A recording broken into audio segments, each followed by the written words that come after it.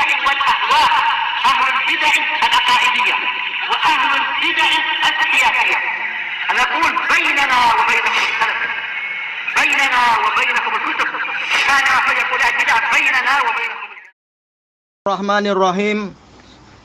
Kita lanjutkan pelajaran tentang kitab At-Tauhid Awalan ya Du'atul Islam. Kita di muka surat yang ke-7. Qala al-Imamul Albani rahimahullahu taala al-jawab. Jawaban dari pertanyaan tadi adalah yajibul inayatu wal ihtimamu bit tauhid awwala. Wajib bagi kita untuk mencurahkan perhatian dan kepengurusan, yaitu mengurusi masalah tauhid. Inayah yaitu perhatian, ihtimam sama juga perhatian, dan juga yaitu mencurahkan nilai penting, merasa ini adalah sesuatu yang sangat penting. Itulah ihtimam, yaitu mementingkan masalah tauhid pertama kali. Dan tauhid tidak seperti yang disebutkan oleh ahli kalam, tidak pula seperti yang disebutkan oleh orang-orang sufiyah, tidak pula seperti yang disebutkan oleh orang-orang harokiyun, yaitu apa yang mereka sebutkan sebagiannya keliru, sebagiannya cacat, dan tidak sesuai dengan yang diinginkan di dalam syariat.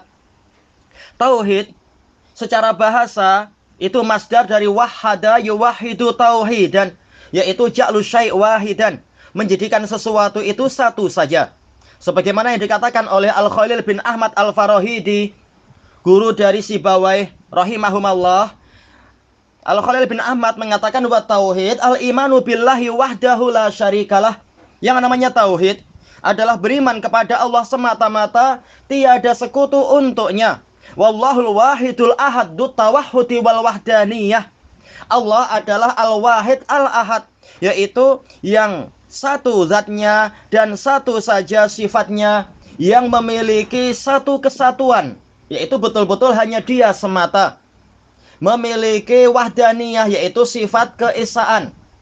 Wal wahid awwalu adadin minal hisab. Wahid ini adalah bilangan yang pertama kali di dalam perhitungan.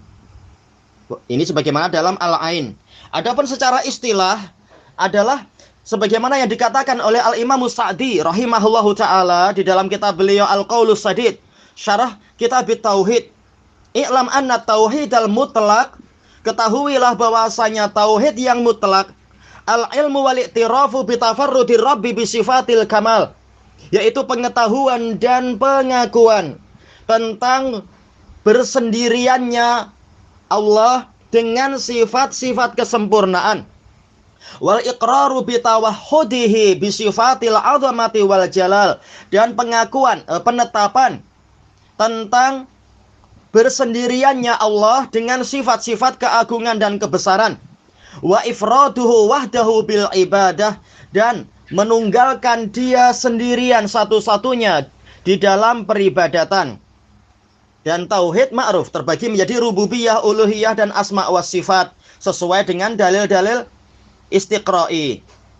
Dan tauhid yang terbesar, yang dengan itulah Al-Quran, seluruh kitab suci diturunkan dan para rasul diutuskan, yang dengan itulah langit dan bumi diciptakan, dan dengan itulah surga dan neraka diadakan, yaitu tauhidul uluhiyah. Allah Ta'ala berfirman, wa ma khalaqatul jinna wal insa illa liya'budun. Tidaklah aku menciptakan jin dan manusia kecuali agar mereka beribadah kepadaku.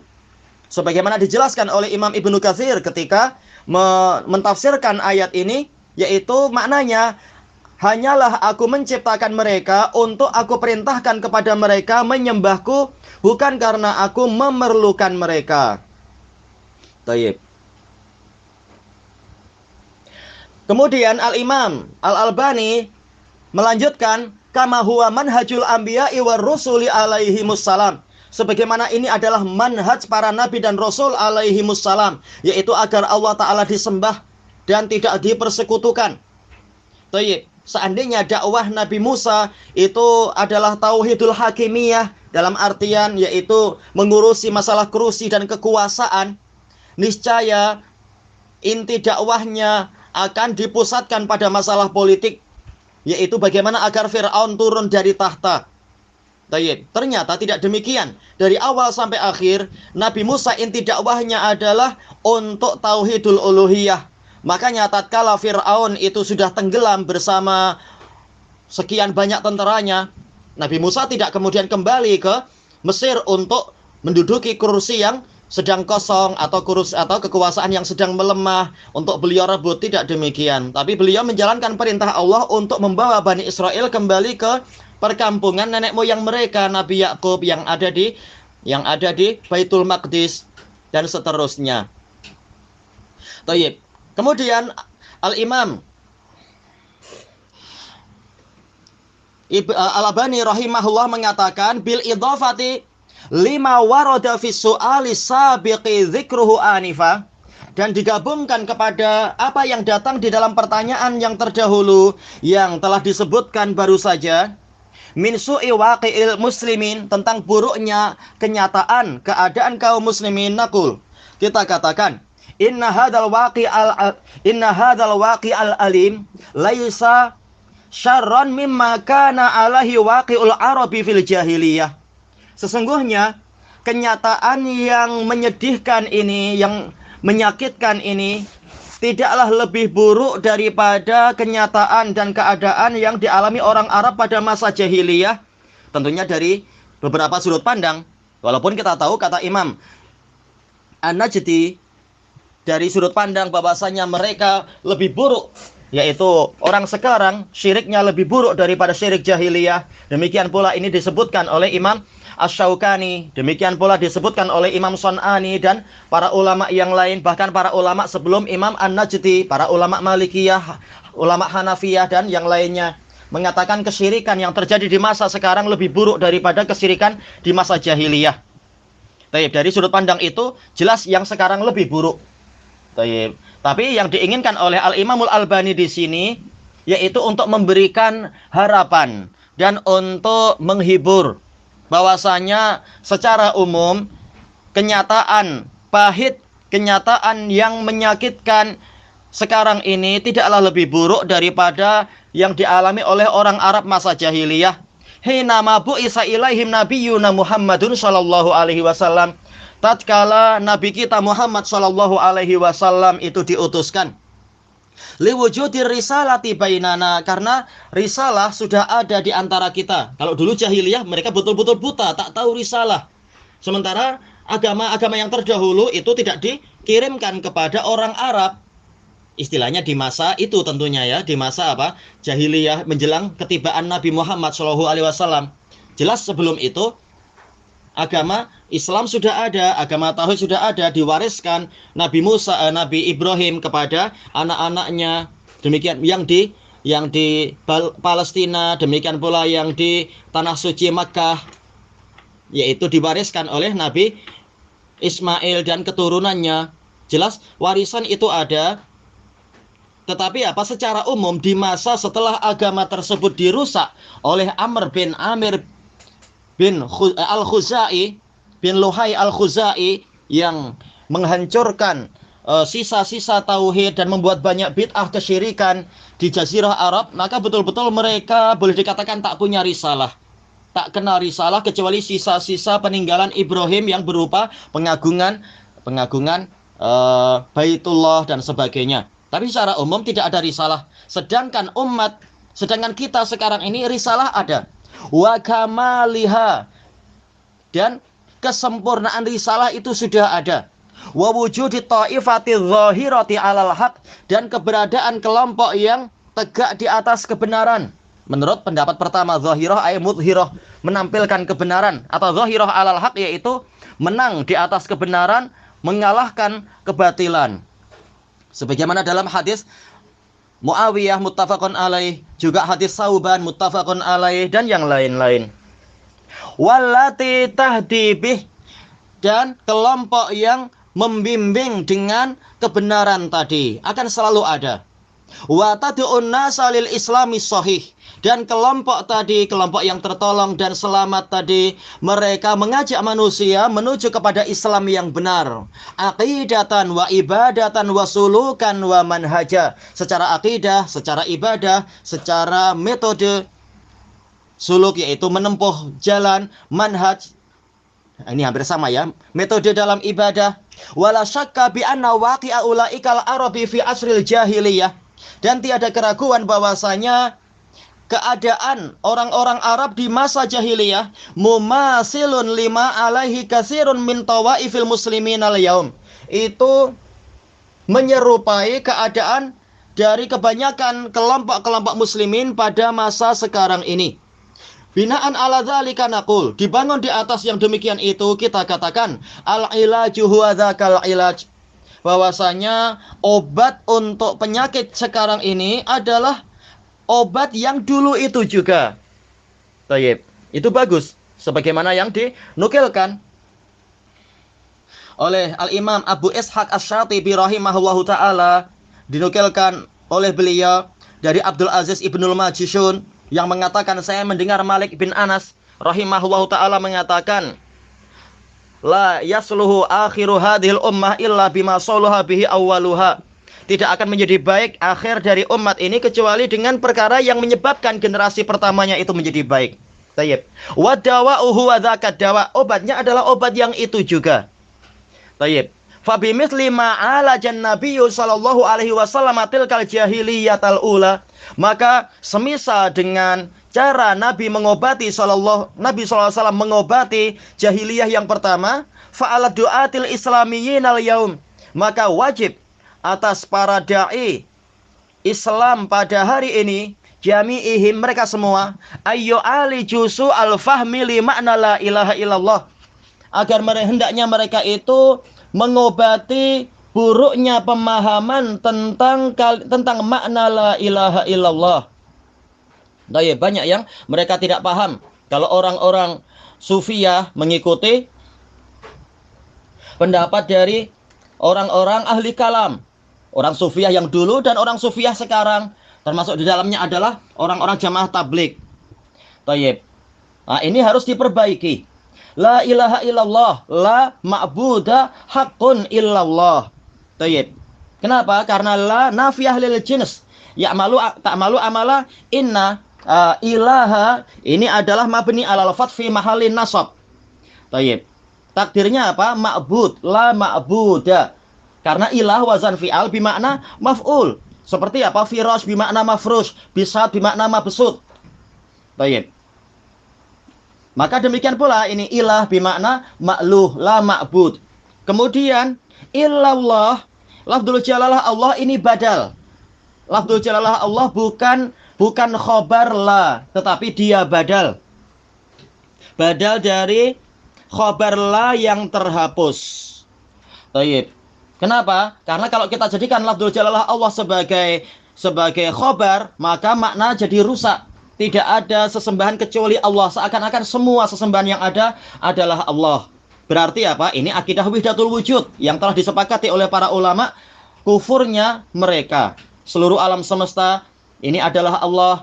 Maka sesembahan-sembahan yang ada semuanya adalah Allah. Ini adalah kekufuran. Dan juga ini menyelisih kenyataan karena sesembahan banyak sekali, tidak hanya Allah. Makanya mau tidak mau secara akal, secara dalil nakli dan dalil akli dan juga dalil lughawi ada yang terhapus di situ. Takdirnya apa? La ma'buda haqqun illallah. Boleh juga la ma'buda mustahiqun illallah. Atau la ma'budah bihaqqin illallah. Tidak ada sesembahan yang benar kecuali Allah. Tidak ada sesembahan yang berhak disembah kecuali Allah dan sebagainya. Inilah baru tafsir yang benar. Sebagaimana yang difirmankan oleh Allah Ta'ala, dzalika bi annallaha huwal haqq wa anna ma yad'una min dunihi huwal batil wa annallaha huwal aliyyul kabir. Yang demikian itu karena Allah itulah satu-satunya yang benar dan bahwasanya apa saja yang mereka sembah selain Allah itu adalah sesuatu yang batil dan bahwasanya Allah itulah yang maha tinggi lagi maha besar. Tayyib. Dan seperti inilah yang ditafsirkan oleh para ulama yang mendalam ilmunya. Tayyib. Fairuz Abadi dalam Qomus Al-Muhit ketika membahas yaitu ilah maknanya adalah makluh. Tayyib. Seperti fi'al kata beliau maknanya adalah yaitu maknanya adalah makluh. Tayyib. Semua yang dijadikan sebagai ma'bud, sebagai sesembahan, maka dia jadi ilah bagi orang yang mengambilnya itu sebagai sesembahan. Al-Imam At-Turtusi, Abu Bakar At-Turtusi rahimahullah, dari ulama Malikiyah, beliau mengatakan apabila Anda mengatakan la ilaha illallah, maka apa? Nafaita ma la yajuzu fi sifatih min syarikin fi ibadatih. Kalau Anda mengatakan la ilaha illallah, berarti Anda meniadakan apa saja yang tidak boleh pada sifat Allah, yaitu berupa persekutuan, yaitu sekutu di dalam peribadatan kepadanya. Ma'al iqrari bi annahul ilahu wahdah, disertai dengan pengakuan dan penetapan bahwasanya Allah itulah satu-satunya sesembahan. Baik. Jadi bukan artinya seperti ucapan orang-orang sufi ya, yaitu la mukhtari'ah atau la khaliqa illallah, tidak ada pencipta kecuali Allah. Tak, la ilaha illallah ini terkait dengan ubudiyah dan uluhiyah. Baik, itu sebagaimana dinukilkan ucapan Imam At-Turtusi tadi dalam kitab Ad-Du'aul Ma'sur wa Adabuh. Baik. Karya At-Turtusi dinukilkan oleh Abdullah bin Fahd dalam Juhudul Malikiyah fi Taqriri Tauhidul Ibadah. Demikian pula Al-Qadhi Iyad dari kalangan Malikiyah ketika mensyarah kalimatut tauhid di dalam azan, beliau mengatakan wasarraha bi isbatil wihdaniyah, terang-terangan menetapkan wihdaniyah wa nafyi dhiddiha minasyirkatil mustahilati fi haqqih, dan meniadakan kebalikannya berupa persekutuan yang mustahil di dalam haknya Allah. Wa hadhihi umdatul iman wa tauhidil mutaqaddimah. Inilah pondasi keimanan dan tauhid yang al-muqaddamah, yang didahulukan ala kulli wadha'ifiddin, terhadap seluruh tugas-tugas agama ini, sebagaimana itu dinukilkan oleh Imam Nawawi di dalam Al-Minhaj.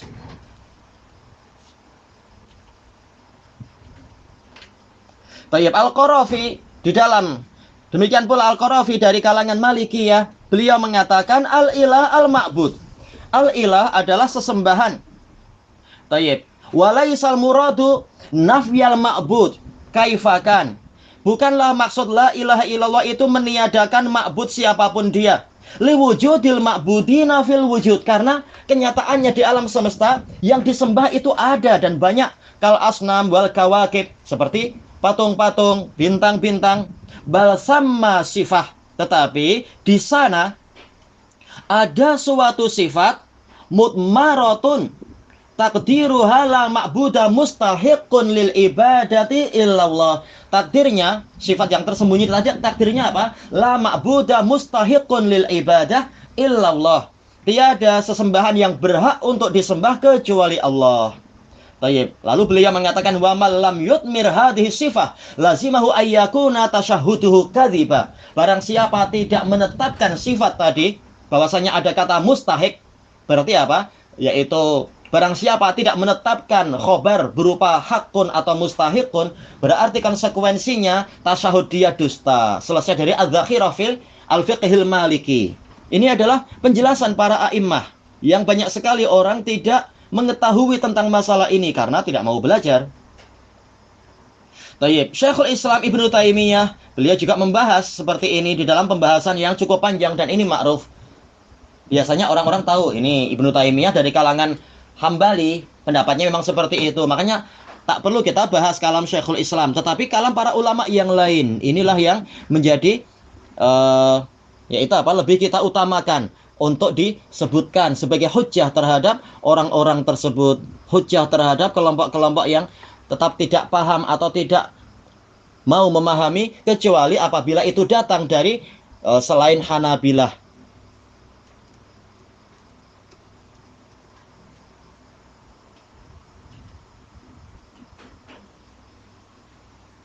Tayyib. Bahkan seandainya orang-orang mau jujur dan yang mengajarkannya juga jujur, yaitu orang-orang Syafi'iyah, di dalam termasuk kitab yang paling mendasar fikih Syafi'iyah, yang paling ringkas, yaitu apa? Safinatun Najah, karya Asy-Syaikh Al-Alim Salim bin Samir Al-Hadrami Asy-Syafi'i. Beliau sudah terang-terangan dalam Safinatun Najah mengatakan apa? Wa makna la ilaha illallah la ma'buda bihaqqin fil wujudi illallah. Tidak ada sesembahan yang benar di alam semesta ini kecuali Allah. Itu dalam Safinatun Najah halaman ke-16, cetakan Darul Minhaj. Ya. Entah bagaimana, banyak dari kiai-kiai dan sebagainya ketika membahas masalah mengajarkan Safinatun Najah, justru perkara tauhid yang paling mendasar, makna la ilaha illallah justru tidak ditekankan. Padahal mereka yang termasuk paling sibuk membicarakan tahlilan, tahu-tahu tahlil yang disebutkan dalam Safinatun Najah, tafsir yang benar malah tidak disebutkan tafsir dari tahlil. Ini adalah pengkhianatan kalau orang sengaja melakukan itu. Tayyib. Ini termasuk penyakit paling mendasar yang wajib diobati pada umat ini. Tayyib. Kemudian Al-Imamul Albani mengatakan, wa yu'aliju waqi'ahumul alim, dan hendaknya mereka mengobati kenyataan keadaan mereka yang menyakitkan tadi bidzakal ilaj, dengan obat tadi, dengan pengobatan tadi, wadawa'i nafsih, dan dengan obat itu sendiri, obat yang didatangkan oleh Nabi SAW. Siapa yang merasa lebih pandai daripada Nabi? Na'udzubillah. Baik, kalau kita yakin Nabi lebih pandai dari kita, kenapa obat beliau kita belakangkan? Kata beliau, wa makna hadza wadihun jidda. Makna dari pembahasan ini jelas sekali. Idza tadabbarna qaulallahi azza wajal. Apabila kita merenungkan firman Allah azza wajal, laqad kana lakum fi rasulillahi uswatun hasanah liman kana yarjullaha wal yawmal akhir wa dzakarallaha katsira.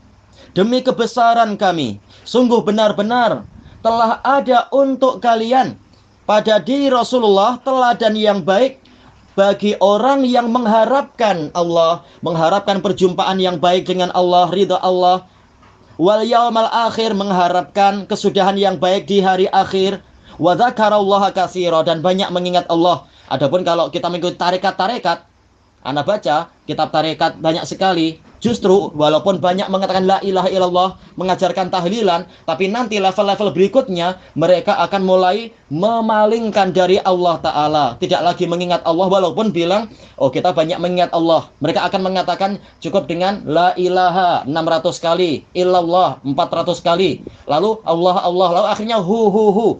Dan sambil mengatakan hu, maka hendaknya dipusatkan perhatian di pikirannya untuk menggambarkan syekh mursyid, syekh tariqat. Anda baca itu kitab-kitab mereka. Berarti hakikatnya apa? Mereka justru menyembah selain Allah, mengucapkan Allah atau mengucapkan hu, tetapi ketika menyebut itu yang mereka bayangkan adalah syekh mursyid mereka. Na'udzubillah, ini syirik. Bukan ikhlas mengingat Allah, malah mengingat yang lain. Ini dipalingkan tanpa disadari oleh kebanyakan saudara-saudara kita kaum muslimin yang awam. Na'udzubillah. Nah, yang sengaja mengajarkan itu dari orang-orang yang sudah berilmu, dia mengkhianati umat ini. Maka barang siapa mengaku banyak mengingat Allah, mengaku berharap kepada Allah dan hari akhir, hendaknya dia meneladani Nabi SAW. Laqad kana, lamnya ini waqi'atun li jawabi qasamin mahdzuf. Takdirnya wa izzati wa jalali dan sebagainya. Yaitu apa? Lam ini sebagai alamat, yaitu yang menunjukkan ada sumpah yang tersembunyi, karena lamnya ini letaknya pada jawabul qasam. Qad ini harfut tahqiq. Tayyib, ilahuna wallahu a'lam walhamdulillahi rabbil alamin.